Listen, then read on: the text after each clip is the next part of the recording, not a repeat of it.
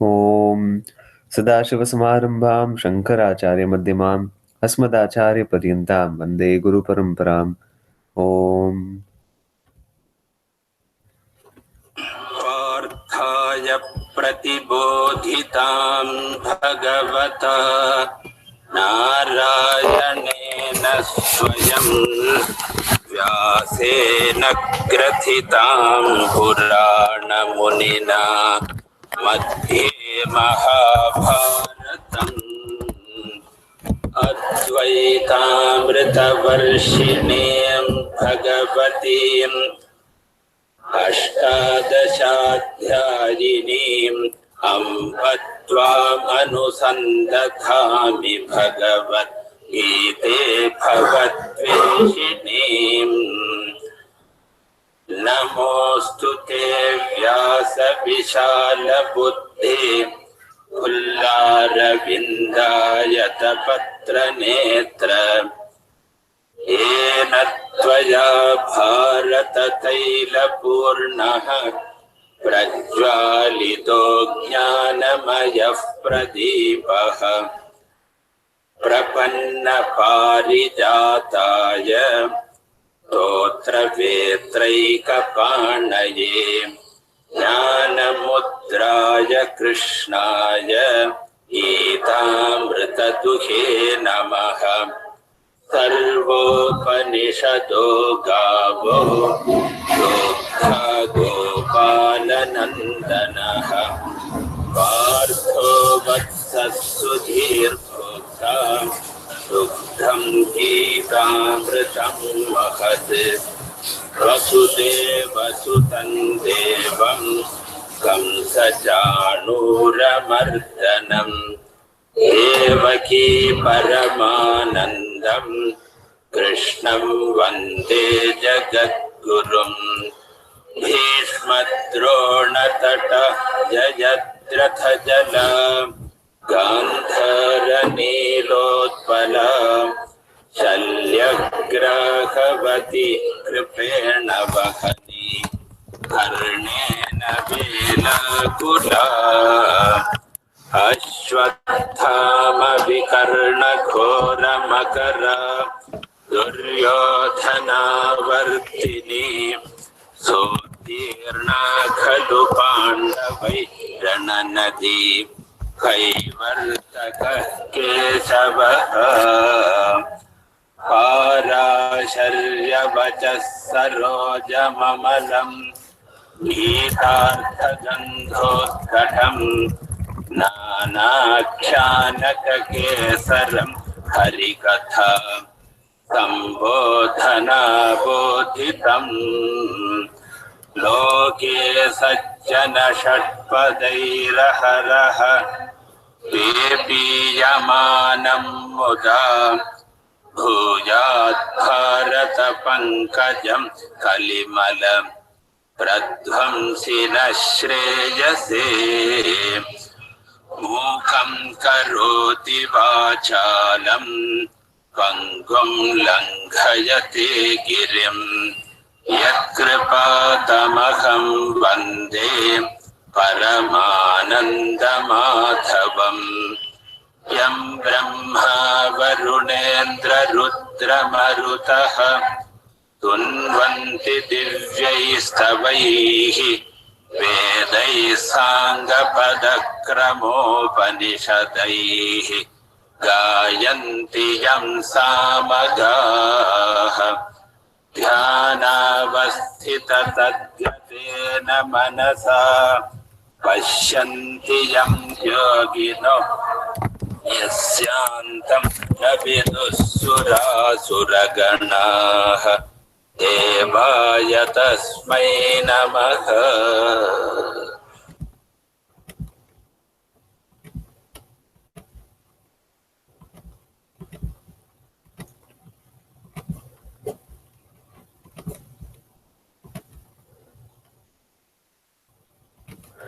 Hari Om everyone. So last week we covered aspects of an avatara, what constitutes an avatara, and we'll be continuing with that topic today. So from left to right I see Kunjanji, By Nandaji can't read. Prasannaji. Gunjanji, could you please begin? And you can do the first two topics because they're so small. Hari Om. The empirical reality of a jiva's birth. Arjuna, being a jiva, was born of karma. Even though he was born a prince, he had to go to the forest for 12 years and then live incognito for a year, all of which could be attributed to his past karma. The destiny of Arjuna's eldest brother, Dharmaputra, was also controlled by his own punya and papa. Because of his papa, he lost the kingdom, otherwise, the dice would have rolled out differently, or he would not have thrown them at all. Some prarabdha karma was there for him. The Shastra itself talks about this kind of karma. Arjuna was a person, a jiva, born of karma, and therefore his birth, janma, was empirically real. He had a parentage and a physical body, mind, and senses, all of which have an empirical reality, as we have seen. Krishna, on the other hand, said that as Ishvara, keeping the Maya under his control, he is born. We will see later why he was born. The reality of Krishna's birth. The body of anyone who is born is available for our perception. But what is available for our perception is not always totally true. The blue sky, for example, or a magician's tricks. Therefore, perception itself cannot be the empirical reality of Krishna's birth. Krishna is born, keeping Maya under his control. His birth is definitely not subject to any punya or papa. Therefore, being not bound by karma, it has no empirical status. Birth itself, being what it is, cannot be paramarthika either. Nor can Krishna's birth be totally non-existent, atyanta asat, since he was not a Vandhya Putra, the son of a barren woman. He was born of Devaki and Vasudeva. Thus, it was not a totally non-existent Krishna who was talking to Arjuna. Then, how are we to explain Krishna's birth in terms of reality? With reference to his birth, Krishna is pratibhasika. You see him, therefore he is. His birth is not due to karma, it is only apparent. Pratibhasika means that there was a Krishna whom everyone saw, but his birth and his body were purely Maya. Like everything else, they were born of Maya, but without the force of the law of karma. This kind of birth means that Ishvara is not condemned to the state of jivatva. He merely assumes a particular body due to a certain necessity alone. Okay, so any thoughts over here? Perhaps on orders of reality, or what is the difference between Pratibhashika, Vyavaharika, and Paramatika? Or shall we proceed? Can you please rewind on that orders of reality once? Yeah, Because absolutely. I have forgotten. Sure. So there are two things to really focus on to begin with. First way to understand what is Satyam and what is Mithya. So, you might encounter many teachers of Vedanta, Neo-Vedanta especially, who will create a sort of paradigm where they say Mithya is an illusion. So that this whole world is an illusion, everything is unreal, it's all fake. But don't fall for that sort of rhetoric.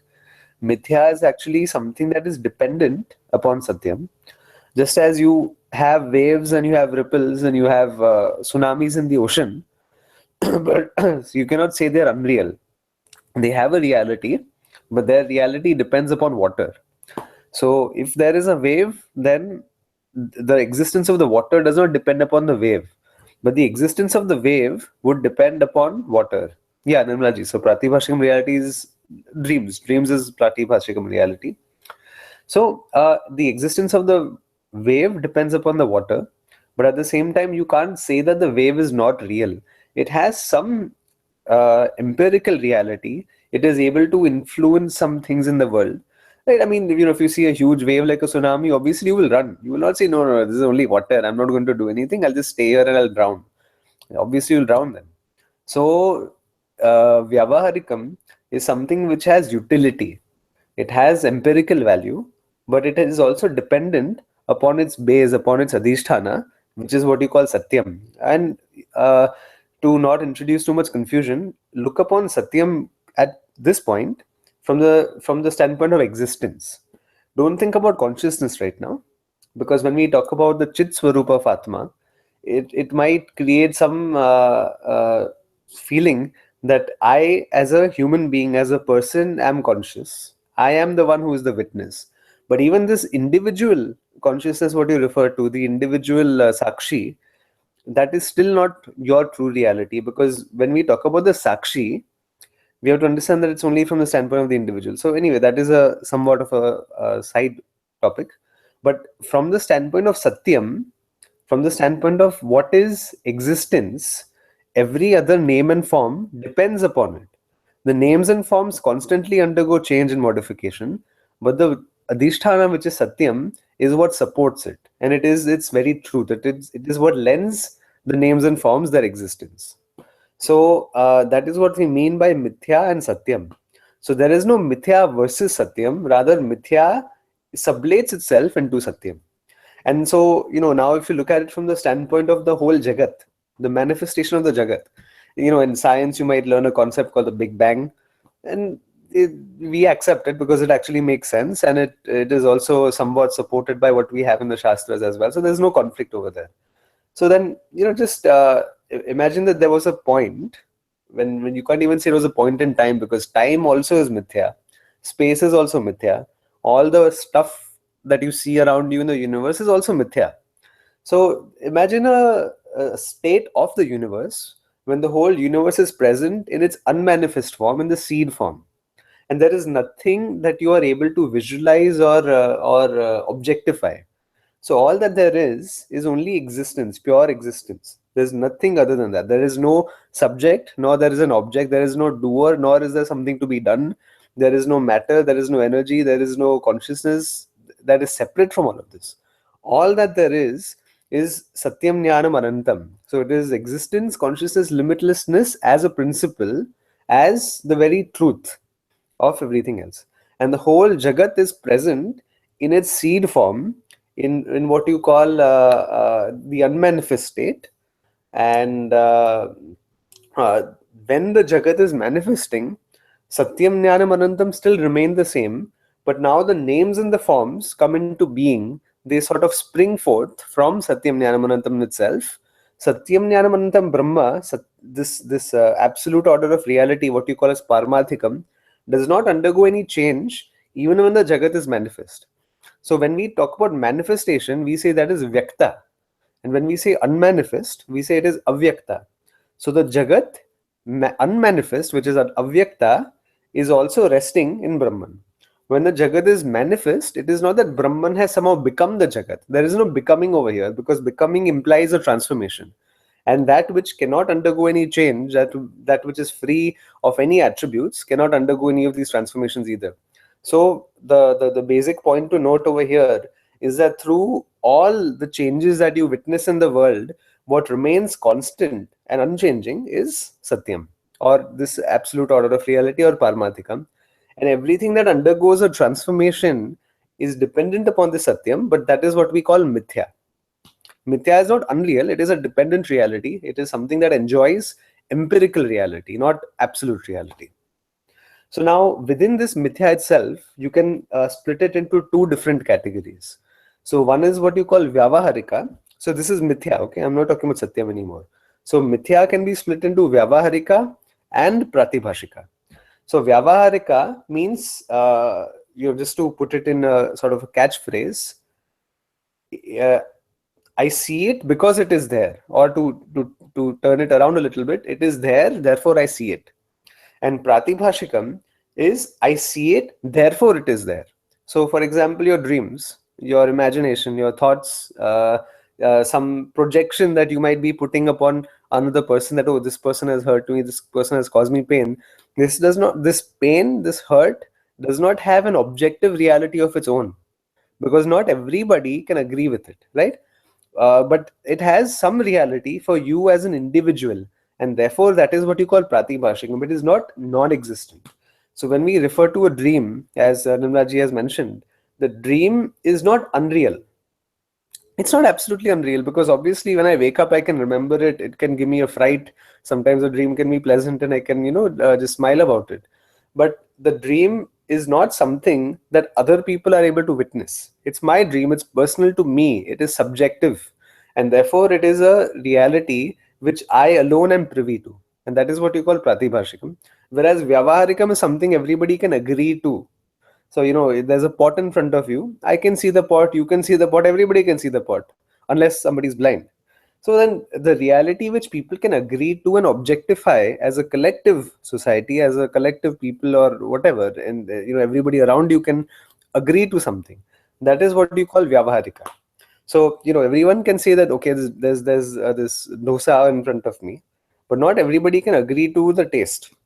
So how it tastes to me, whether I like it a lot or I like it a little or I don't like it at all, that is totally dependent upon my pratibhashikam reality, the way I project the taste upon it. So, I like it, I don't like it, my likes, my dislikes, my attachments, my aversions, all of this is also pratibhashikam, not just the dreams. So this is the difference. So now the reason we refer to excuse me, Krishna Bhagwan's birth as pratibhashikam is because over here now there is, one may feel a little befuddled that there is an aspect of vyavaharikam, because people are able to see it and people are able to agree that Krishna Bhagwan is there in front of me. So why is he not vyavaharikam? And it's a very subtle question. But the way Pujya Swamiji is explaining over here is, usually when we talk about objective reality, there's a law of karma that is working. There are different things. There's a jiva that is inhabiting the sthula sharira, and the jiva is something that we refer to as the being that incarnates through a physical body. But then in Krishna Bhagwan's case, there is no law of karma that's working in terms of him being subjected to these laws, and and through the subject of through being subjected to these laws, being born in that particular upadhi of Krishna that we refer to. So that is not happening in Krishna Bhagwan's case.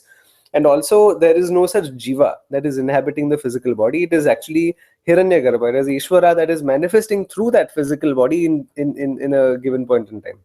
So the functioning and the laws behind this physical body of Krishna Bhagwan and the birth and the causation are something that we are assuming, that we are attributing upon Krishna Bhagwan, though that is not the reality. And therefore, from that standpoint, the standpoint of causation, Krishna Bhagwan's birth is referred to as Pratibhashikam. So does that somewhat explain or connect the ideas together? Okay, wonderful. So we'll move on to the next topic. I think Shamubai can read. Why does Ishvara assume a physical body? And what is it that makes necessary for the Lord to assume a physical body? In Puranas, it is said that before every incarnation there is a collective petition to Lord in form of prayers on the part of all good people and even Devas. Oh Lord, please do something. Please come and remedy this situation. It is time's up. In fact, why haven't you come? The tyranny of these people is too much for us to bear, etc. These very prayers themselves become the material cause, the upadana karanam for Lord to introduce himself in a particular form, meaning that he assumes a body. The prayers of jivas become the punya because of which a particular body is born for a given purpose. This incarnation of Lord is what is meant by avatara. The purpose of the avatara's coming may be just to do one job, like Narasimha avatara or Vamana avatara, or to do many, as was the case with Rama and Krishna. In addition to many jobs they come to do, Rama and Krishna also served as examples with reference to how people should live in their lives. Rama exemplified how one can live a life of dharma in the face of all adversity, and Krishna was an embodiment of joy and wisdom. It should be clearly understood that the concept of avatara is not required at all in order to worship Krishna as the Lord. A picture of Krishna as Ishvara is all that is needed for invoking the Lord. In fact, we can invoke Lord in anything, even a rock. Invoking Lord in a particular form and concept of avatara are entirely different. We discuss it here only because the verse is referring to Krishna as an avatara.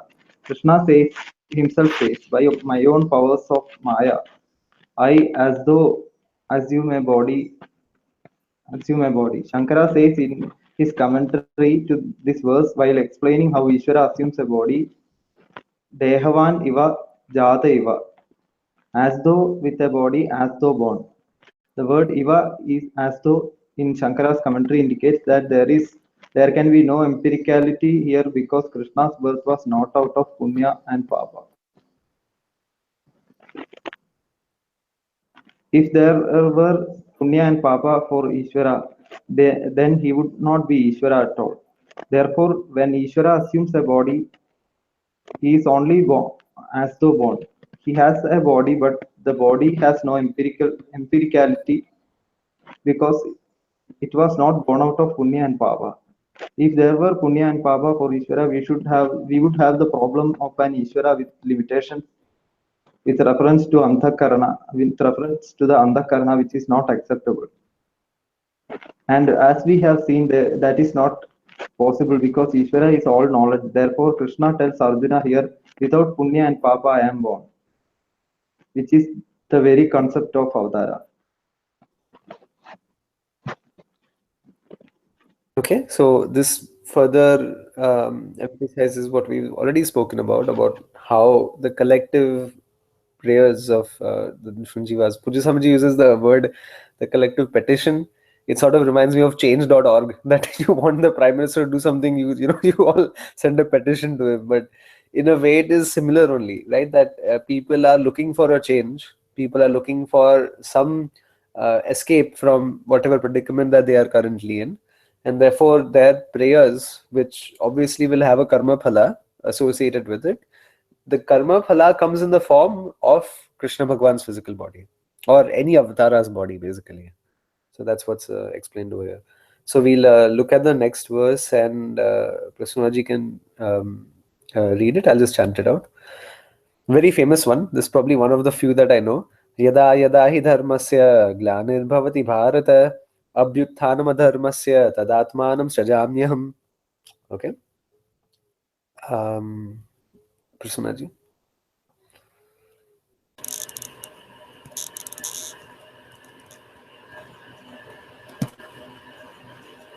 O Arjuna, whenever there is a decline in right living and an increase in wrong living everywhere, I bring myself into being, assume a physical body. We saw in the previous verse that Krishna's birth represented the concept of avatara. Even though he is unborn and therefore not subject to death, there being no birth or death for Atma, and even though he is Ishvara, the Lord of entire creation, still by the powers of his Maya alone, Krishna was as though born. Without being subject to his own dharma and adharma, punya and papa, he was as though born in this particular form. The creation is Ishvara's form, and in that creation jivas are born. From the standpoint of consciousness, Chaitanya, there is only one Paramatma. Thus, consciousness being one, each jiva is Paramatma, Brahman. From the standpoint of someone who is looking at the world, however, the one becomes the many, and there is difference between the jiva and Ishvara, the Lord. The jiva is a person who looks upon himself or herself as the physical body, mind and senses, karya-karana, sangrata, due to ignorance, avidya. And because of this ignorance, the jiva continues to be born as jiva. Out of ignorance, the person continues to perform actions which produce punya and papa that result in yet another birth. This, of course, is from a particular point of view. As a jiva, you look at the world and at yourself, seeing differences where there is none. This is the standpoint from which all these discussions and arguments take place, the standpoint of Vyavahara, empirical reality, not Paramarthika, absolute reality. Could you please scroll it down?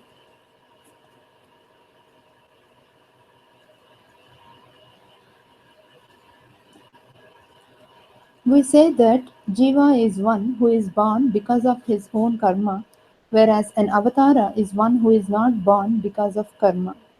Otherwise, the avatara would be a karta, a doer, and being a doer would have avidya.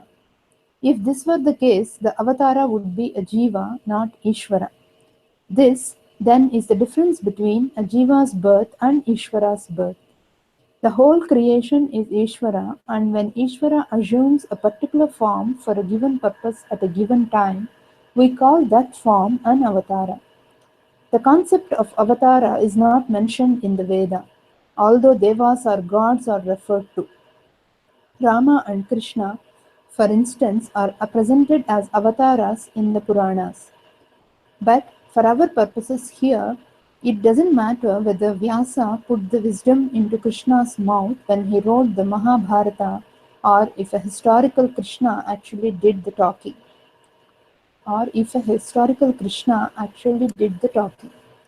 If we look upon Mahabharata as historical, as is generally the case when Krishna himself talked. The word itihasa, meaning iti-ha-asa, this is how it was, gives the epic a certain historicity.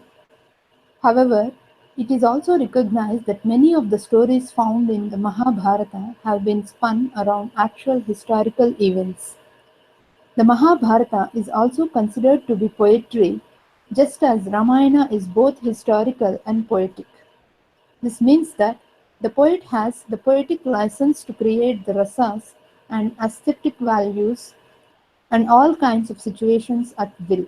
Thus, in Ramayana, we find Ravana with 10 heads and Hanuman who talks even though he was in the form of a monkey, along with many other situations not generally accepted as having happened or even imagined. Even so, the Ramayana, like the Mahabharata, is a story considered to have been based upon certain historical facts. Okay, so any thoughts around this? So one thing I really want to note is here it's mentioned that the Avtara comes in order to safeguard Dharma. So whenever Dharma is on the decline, an Avtara would be born. But again, this is not a willful birth. That there's not some Ishvara sitting somewhere, and then through these different telescopes looking at different planets and thinking, oh, now there's a Dharma, let me go there and fix things up. That is not the case. There is no will involved over here. The birth is entirely a consequence of the jivas praying for it. So it is really the punya karma of the jivas that is coming in the form of a solution, which we refer to as avatara, as the incarnation of Ishvara. So it's sort of a paradigm shift in the way we look at it. It's not that Ishvara is somebody who's always concerned and looking for making some change. It is us who are the causation for the Avatara to be born. So if there are not people praying for Bhagwan, then there will not be the form of an Avatara coming to help out in whatever situation is needed. The other thing is that if we think about the whole story of the whole context of dharma, Mahabharata is by far the longest itihasa, or we refer to it as an epic because there is definitely historicity to it, and it is the longest one we have in existence. In fact, 100,000 verses, so 1 lakh verses in the Mahabharata, and out of that, the Gita is neatly placed, somewhat towards the end, and in only 700 verses. So, over here, Bhagwan's purpose was not as much to teach Arjuna the Gita as it was primarily to establish or re-establish dharma back in contemporary society back then. And so, we have to always keep in mind that there is this aspect of dharma which we cannot be neglecting, because that is generally what precedes any pursuit of moksha. And even in the Gita, if we follow the theme, Krishna Bhagavan, impels Arjuna to perform his dharma, to do what he was meant to do, whether it was to fight the war or to play the role of a kshatriya. Whatever it is, the person's swadharma will take precedence over everything else. So it's a good thing to remind ourselves of. The next point is that when we talk about historicity, definitely, we agree as a traditional, not just traditional students of Shastra, but even from a standpoint of archaeology, or you look at satellite imagery and so on. There is a lot of evidence for much of this to have happened in the past. So it is not a story, it is not fiction, it is not a novel that Ved Vyasa wrote. It is based on historical events with certain liberty that the poet exercises in making things more adventurous, more exciting for the reader, because you can't have 100,000 verses of pure fact. Okay, that was this. Yeah, I mean, how much can you fill? Krishna Bhagavan was born. He worked with the Pandavas. He worked against the Kauravas. The Kauravas were killed. Job over. And he was gone. You can't fill even 50 pages if you just put in pure facts. So in order to make the story more appealing, to even bring out the rasa, not just from a value of literature, but even from the value of bhakti, you need that bhakti rasa. If you just read facts, you cannot really fall in love with the figure. But there are so many people who adore Krishna Bhagwan. They adore Ram Bhagwan because his character was one of such great virtue, and there was so much to really learn from, just by looking at the lives of these great characters in these. I won't even call them characters, but personalities, because they're not works of fiction anyway. But then there could be certain exaggerations. For example, I remember reading Pujya Swamiji's Ramayana. So I have the hard copy of the text. And he mentions that when we talk about Ravana's 10 heads, it's not literal. Ravana didn't. First of all, Pujya Swamiji says it will be difficult to balance with 10 heads. You need odd number, right? So the odd number will be in the center, and then 4 on the left and 4 on the right. So you can have 9 heads, you can have 11 heads. You can't have 10 heads because it's just very clumsy, like your head will be imbalanced. But anyway, just biology aside, the 10 heads actually represent the different conflicts in Ravana, because he was an extremely conflicted personality. He was a Brahmana. His grandfather was a rishi. His role was that of a Kshatriya. Was playing the role of a Kshatriya as a king. Then he lived the lifestyle. He had the lifestyle of a Rakshasa.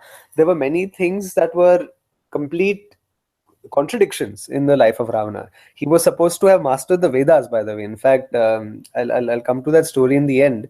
But Ravana probably knew the Vedas from the standpoint of being a scholar even better than Ram Bhagwan. But still, he could not even follow basic dharma, and he stole somebody else's wife, and he would constantly sort of violate these rishis when they were performing yagnas and all. So he knew what is right. He couldn't follow what is right. He was a Brahmana. He lived like a Rakshasa. He played the role of a Kshatriya. Like totally confused and conflicted personality. So each of these heads of Ravana were were representing one different side of him.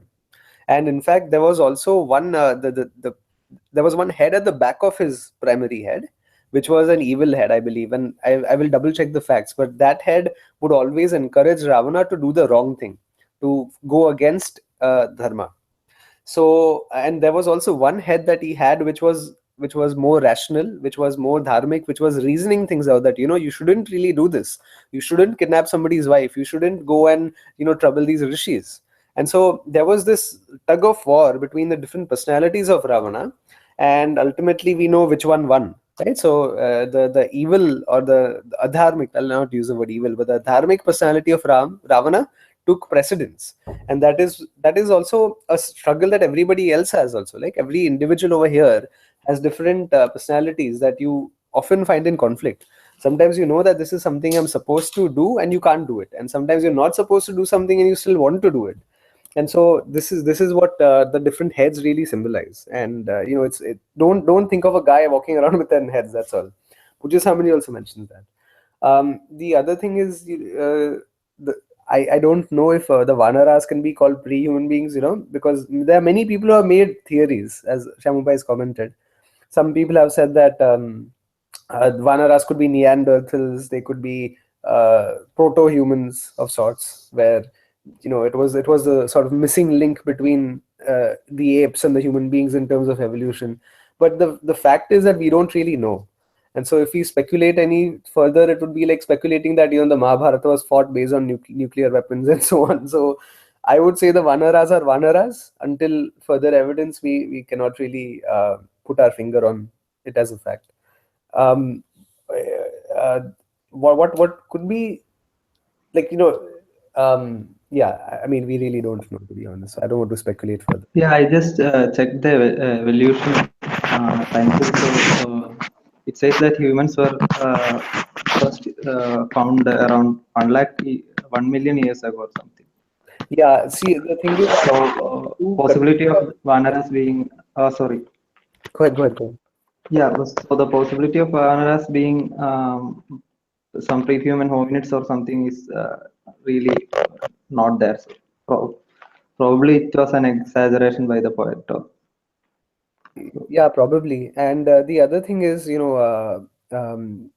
I don't entirely trust these estimates that are given online, because I think many of, maybe it's a good topic to segue into, but many of y'all might have heard about this out of Africa theory of evolution, that all the human beings were first located in the African continent. Then from there on, they sort of took boats and they traveled through land and water and reached the other places and populated the earth. And they were given a timeline for that also.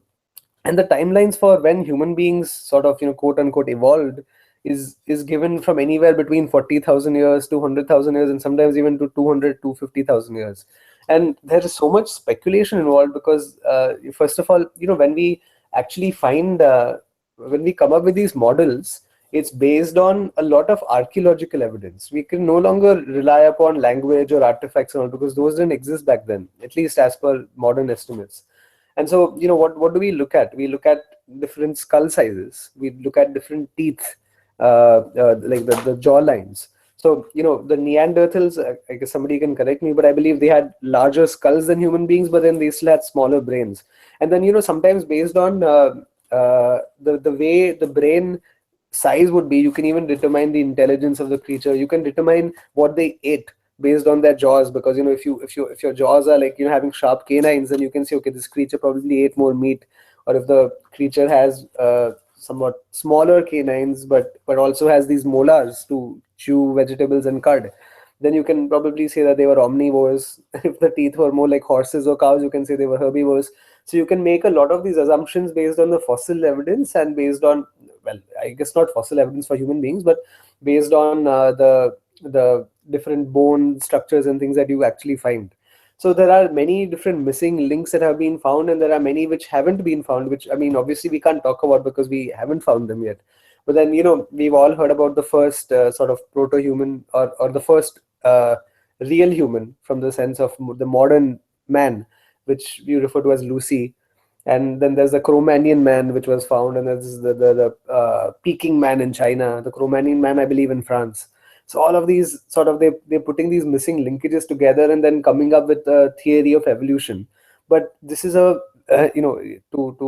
make it a little ironic, it's an evolving science. The science of evolution is still evolving, and there's much that we actually don't know, and there are many things which don't entirely make sense in what we currently know as a collective society. The first thing is that if you look at life, there is almost a total possibility of it having emerged from water. So, we can definitely not imagine that suddenly human beings were, in a snap of a finger, they were born. This is something that you will study in the Bible. Creationism actually states that, God created the sun in one day, the earth in the other day, then man one day, woman another day, animals, whatever. I don't know the order, but that's how it basically goes.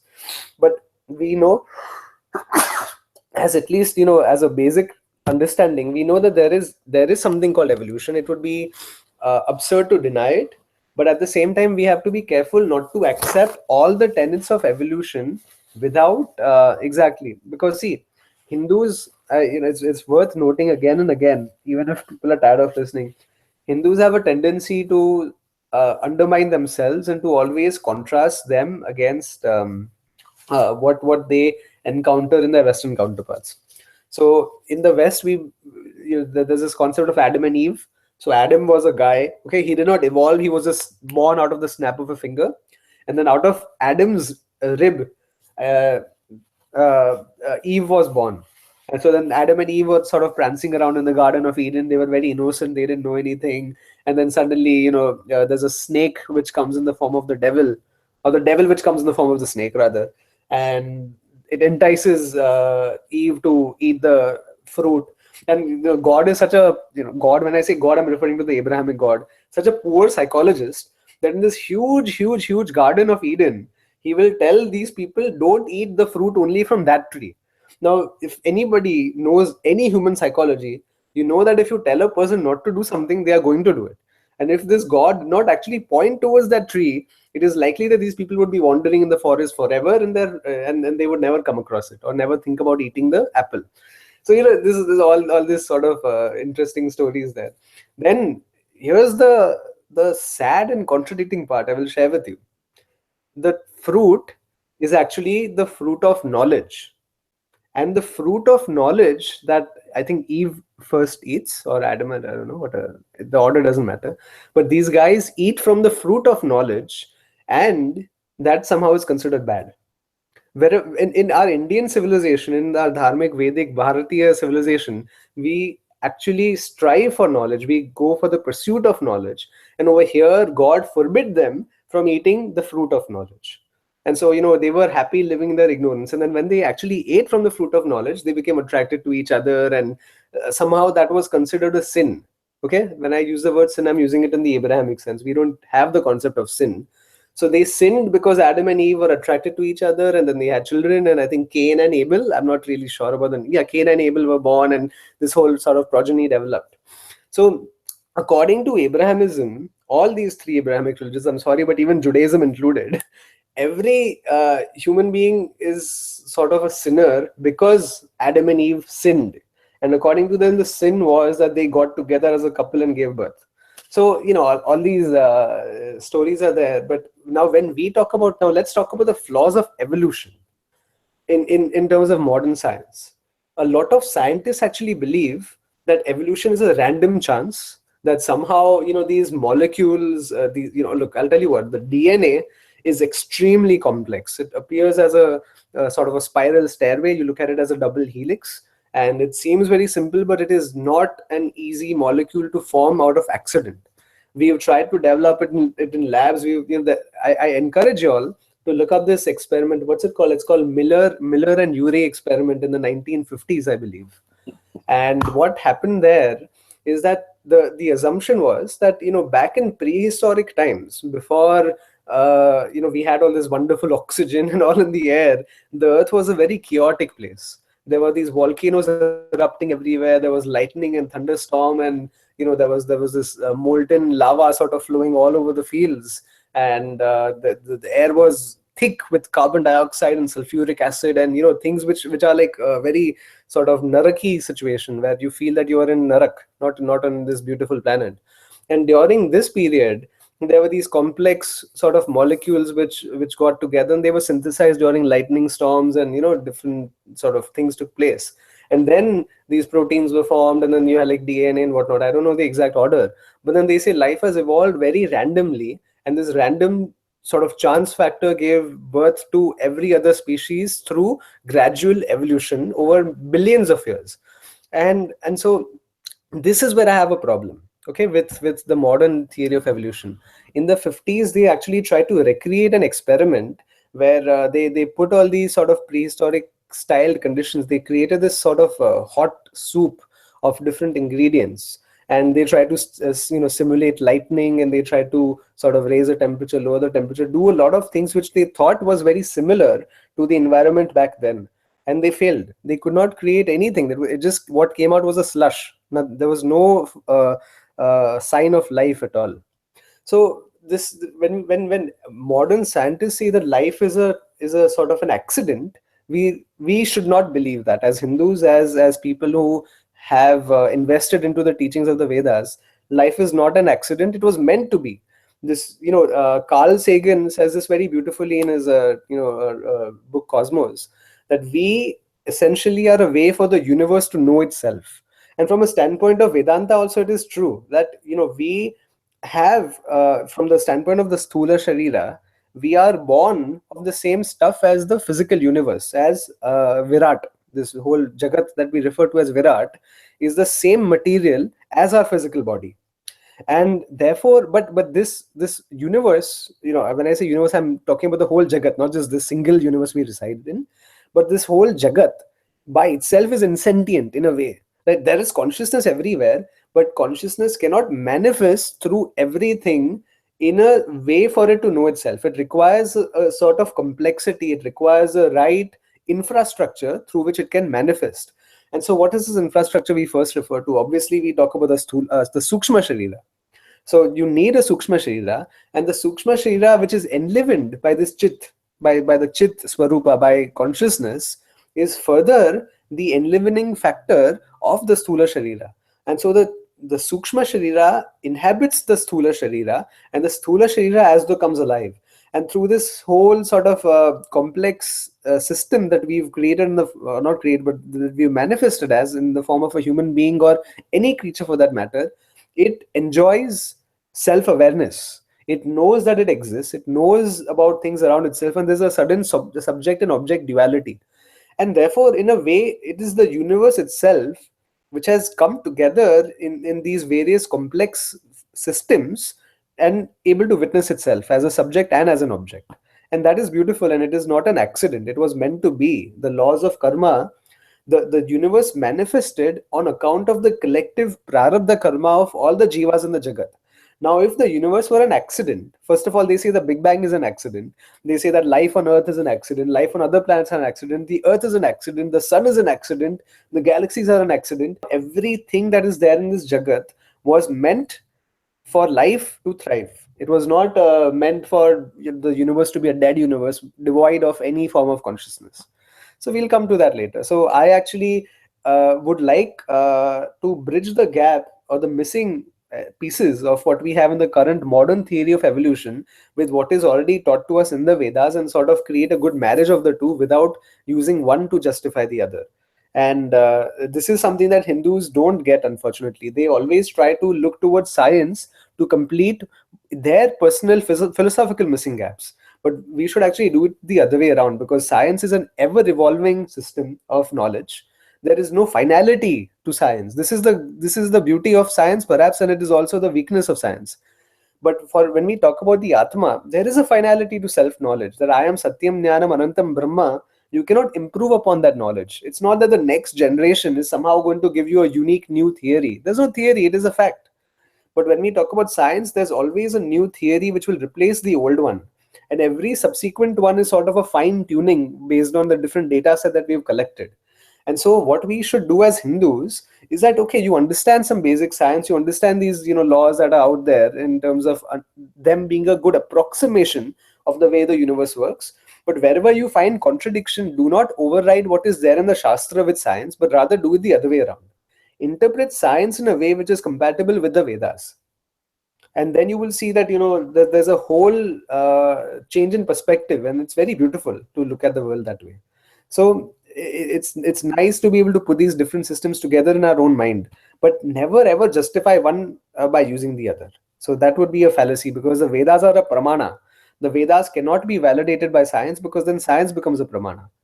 Neither can certain things in the world be validated by the Vedas. For example, you don't need the Vedas to infer that fire is hot. You touch it, or don't touch it, but at least go close to it and it's hot. You don't need the Vedas to say water is wet, or that oxygen is something that you breathe. These are things which are subject of our five senses and also inference and whatnot. So the separation of pramanas is also a very important subject which comes into play when we talk about these different ideas. I've gone on for long. We'll move on to the next topic, unless there are any thoughts here.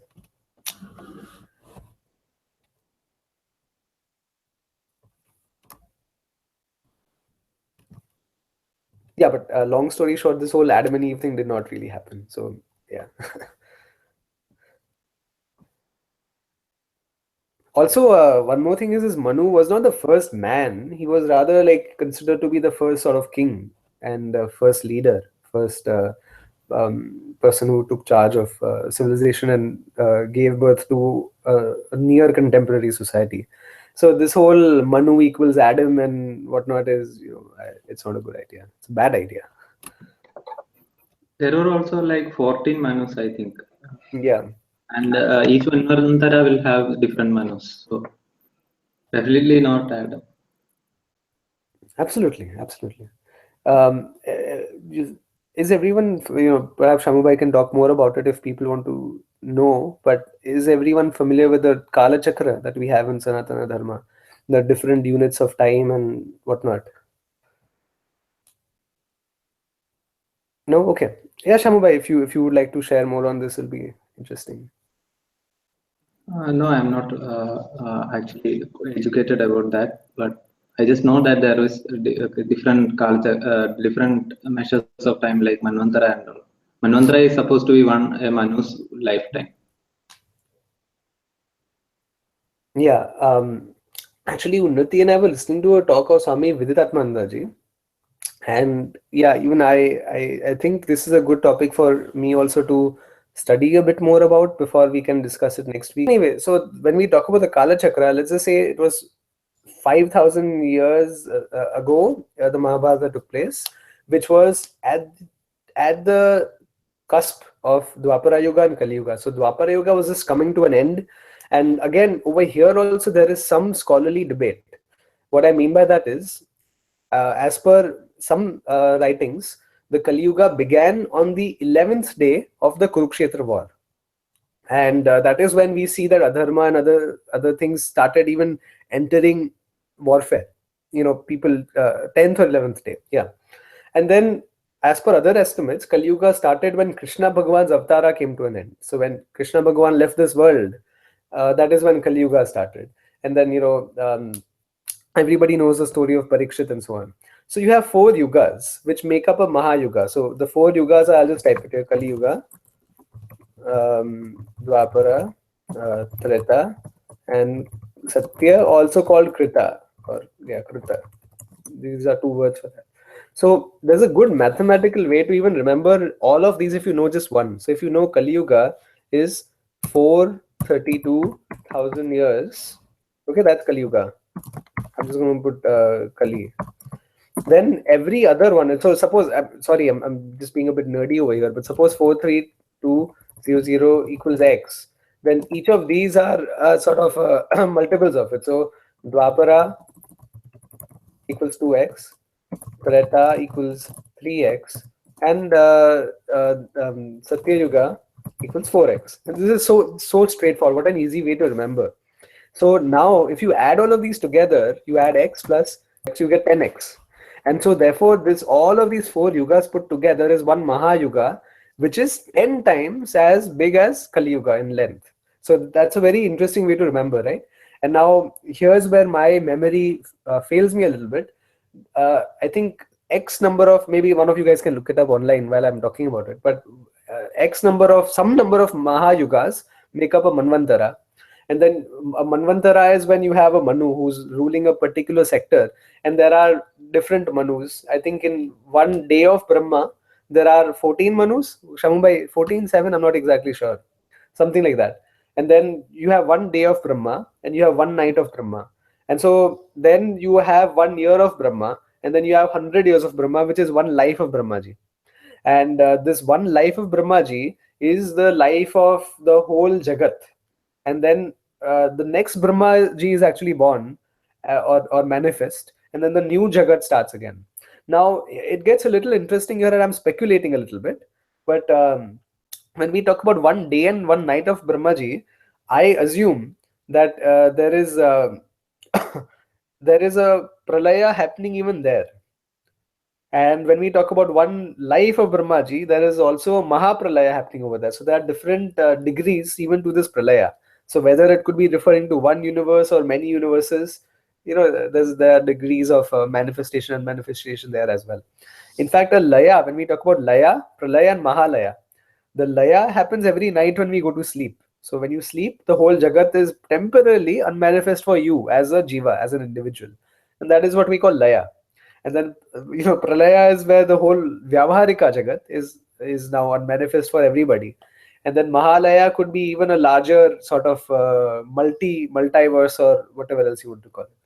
So there are, if you refer to one of the Puranas, I believe in the Vishnu Purana, it's mentioned that Mahavishnu is just seated in this sort of sleeping position, as we all are familiar with, and from this Mahavishnu, universes emanate forth like bubbles, like different bubbles come out of this Mahavishnu. Each of these are like one universe. So when I say universe, I'm really talking about one small place, but Jagat is actually the totality of this all. And the world and the whole manifestation as we know it is much grander and much larger than we can even imagine, like based on our current knowledge. So I think we've now time to come back to Earth. Um, let's read the next one. I think Anjuji hasn't read, so she can. Avatar as like an actor.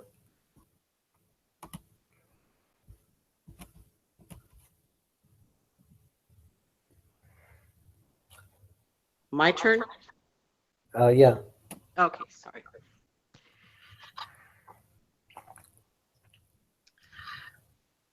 An avatar is like an actor.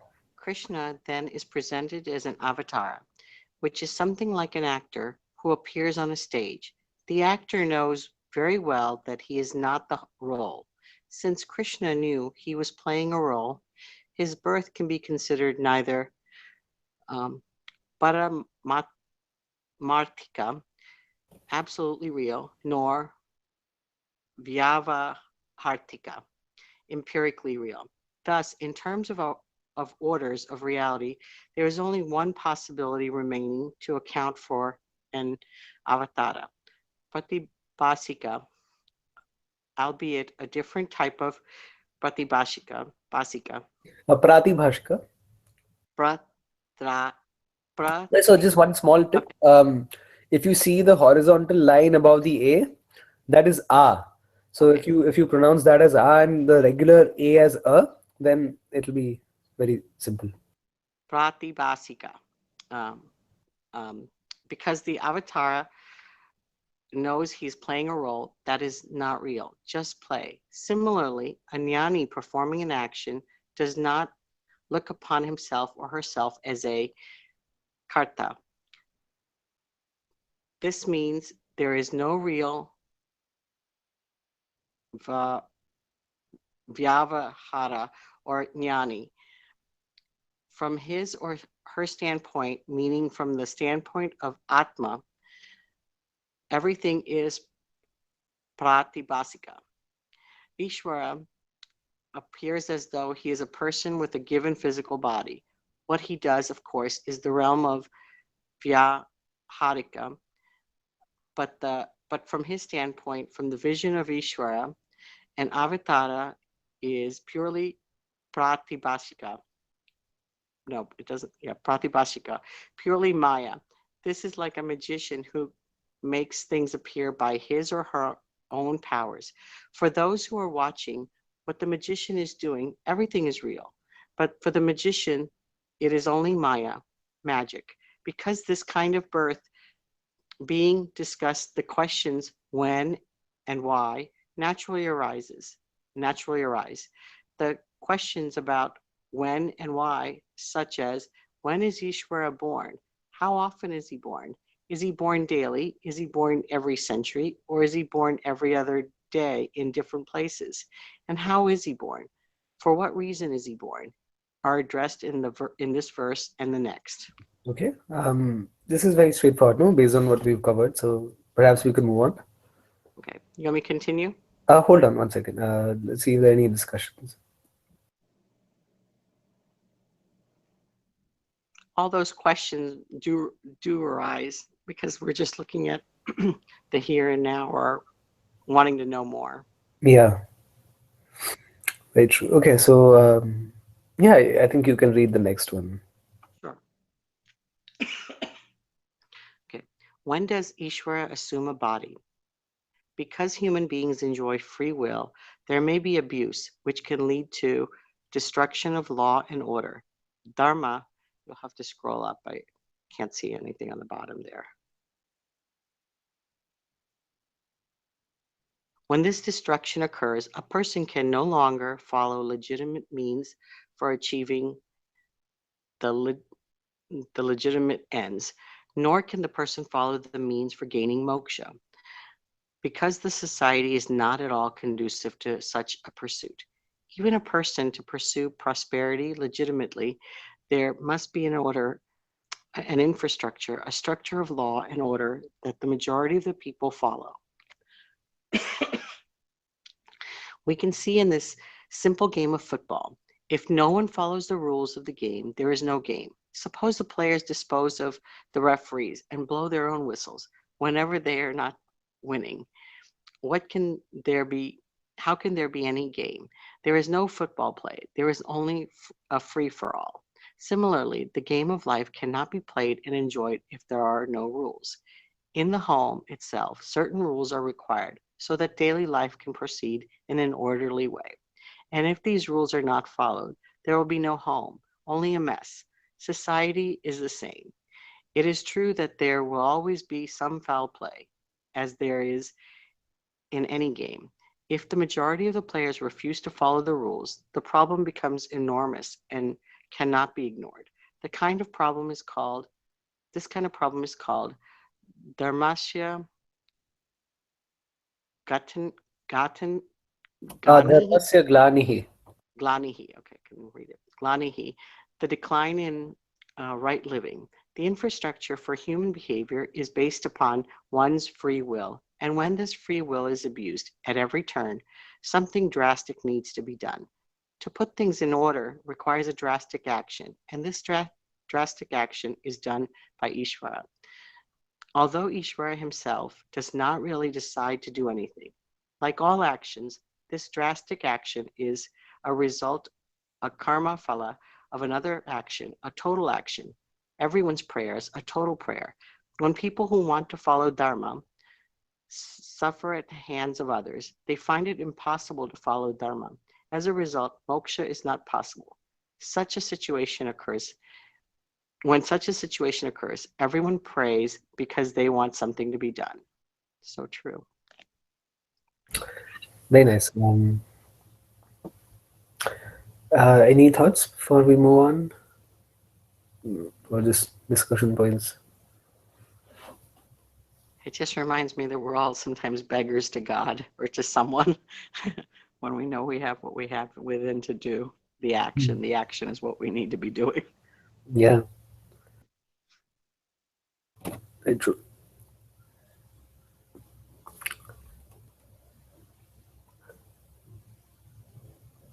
Okay. Gunjanji, if you'd like to read the next.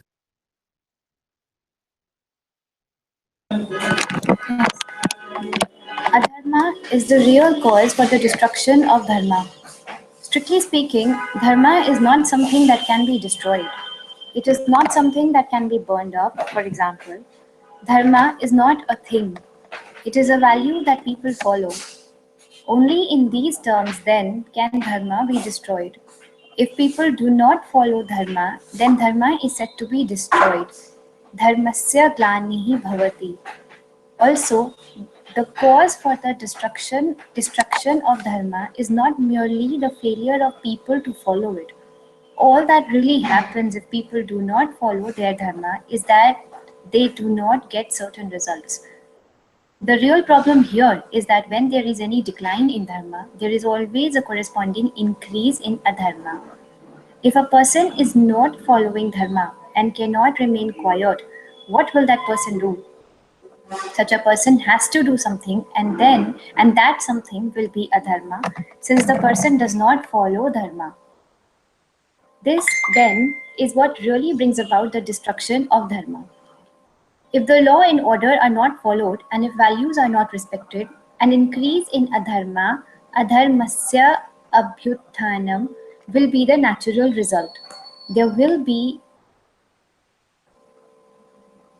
rampant, flagrant adharma everywhere.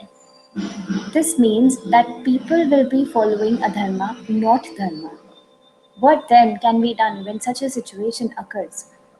As a result of the prayers of all those who want to follow dharma but are not able to because they are suffering at the hands of those who follow adharma, Ishvara assumes a particular form. The assumed form is called avatara. This is very important in the understanding of Vedanta. However, With reference to this particular, one does need to know that there is him as Avtara. One needs to know that karma can be in the form of rituals, prayers, and what they are, how they are connected, and so on are to be understood. Vedanta is nothing more than Tvamasi. The reality of the self being the whole is Vedanta, and everything else is brought in to support one's understanding of this fact. Krishna himself presents the concept of avatara here by saying, then I bring myself into being in a particular form. Tada atmanam aham srijami. This is where Immaculate Conception comes in. Even though it was known that Krishna was born of Devaki, his statement indicates that he willfully entered into this particular body. We find in the literature that Krishna, who was essentially none other than Vishnu, was also born out of a pillar on another occasion, Narsimha Avtara. Therefore, his births are definitely not the result of Prakriti. They are not the product of chromosomes inherited from the parents. Krishna clearly states here that he brought this particular physical body into being by himself. Having said that, he assumes a body when there is decline in dharma and a rise in adharma. Krishna then goes on to explain why he does this. Yeah, so does anyone want to continue, or shall we um, take this up next week?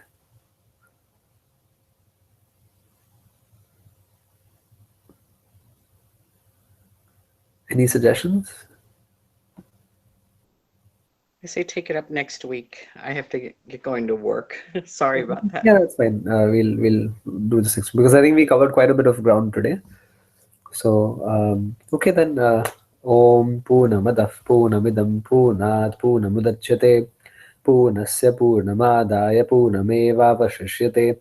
Om Shanti Shanti Shanti. Harihi Om Shri Gurubhyo Namaha.